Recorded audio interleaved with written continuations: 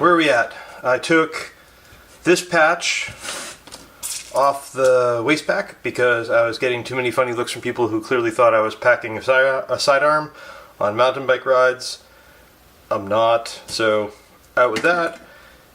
In with this, which is a little bit more brand forward, vaguely inspired by Taylor Finney and his Manifest Butter stuff. So that'll be on the pack today. And I got this. I went out for a bike ride with my daughter number 2, and she it was cold, and she really enjoys mountain biking. But we got to stop at a little like a rustic lodge. Really, it's just like a stone house, but it had a fireplace in it, and with a fire going. And she said how nice it would be to be able to have a hot drink in the middle of a mountain bike ride. And so this tiny little, it's not that tiny, but tiny little hiking kettle is gonna fit in my waist pack as well. And I've got some cups coming for it, so we'll be able to stop and have cocoa in the middle of long rides. In the meantime, I am headed out on a ride now on the mountain bike with a brand new dropper post and a brand new set of platform pedals on it. I haven't ridden in flat pedals in, God, that my brain hurts with that much math. 10 years? 10 years, let's call it 10 years. Years makes no difference, 10 years. So, yeah, this is going to be a learning curve. Again, some more. I used to be pretty good with them, but now we'll see. And, yeah, short updates. Well, there's a couple things you're probably asking, since this was all in theory about updates. First is, what am I doing on a bike? And the answer to that is, I need to do a shakedown on some new gear on the bike. I'm testing out 2 new pieces of, 2 new parts, really. And I always do a shakedown before I try to do anything sort of serious. So here we are outside. It's gorgeous, a little windy, beautiful autumn day. I got this view. And I'll take you through what's new on the bike.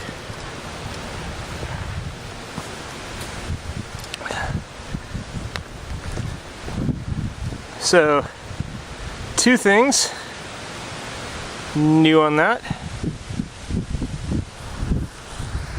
First would be, now that this has a dropper post on it, it's a E.13 TRS Plus or whatever, 170 millimeter dropper with their remote on it.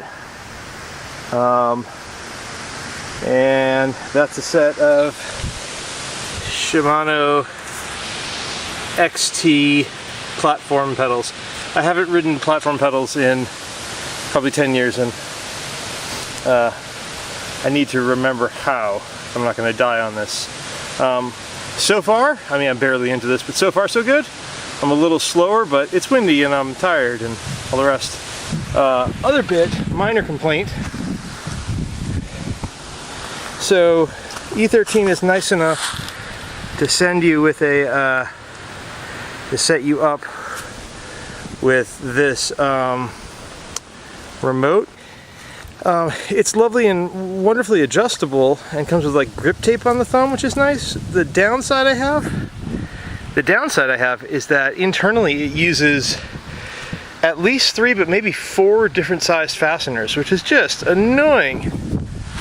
Like, dear E13 guys, I like you a lot, but did you have to use a 2mm, 4mm, and T25 all in the same thumb remote?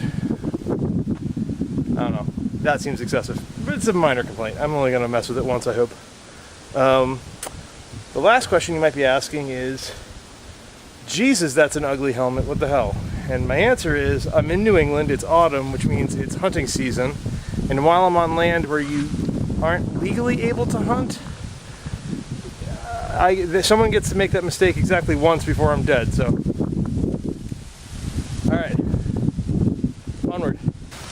Alright, so I'm nearly done with my ride. and my shakedown of some of the new gear, and I am just going to run through a couple things that I've noticed just in this first time out with it. Everything's performed pretty much flawlessly, so far so good on that front.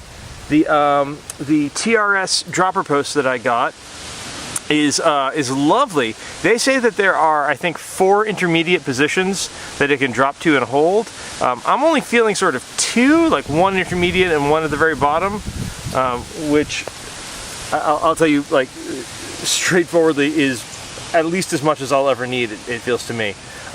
Also, dropper posts feel like cheating. Stuff that used to be really hard with the seat all the way up is really, really, really easy with the seat down.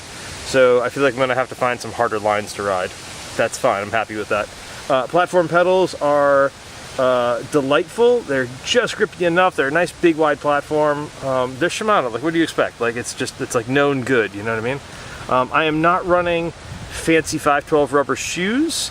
I am running a pair of Vans custom skate shoes, the Pros, but they have the waffle tread on the bottom that I really like from Vans, so I'm pretty psyched with that. So all in all, it's all been behaving pretty nicely. There's a teeny bit of fore-aft clunking from the seat post. I think that's just endemic of all droppers, although I'll have to play around a little bit, see if there's a way of like adjusting that out. But yeah, so far so good. And I didn't get shot by any hunters, and I am going to fully credit my heinously colored helmet for that, for still being alive. I will say I am shooting on a Canon EOS M right now with a Joby tripod, sort of classic vlogger setup thing here. And I'm carrying all of that in my DIY waist pack that I've been rolling with.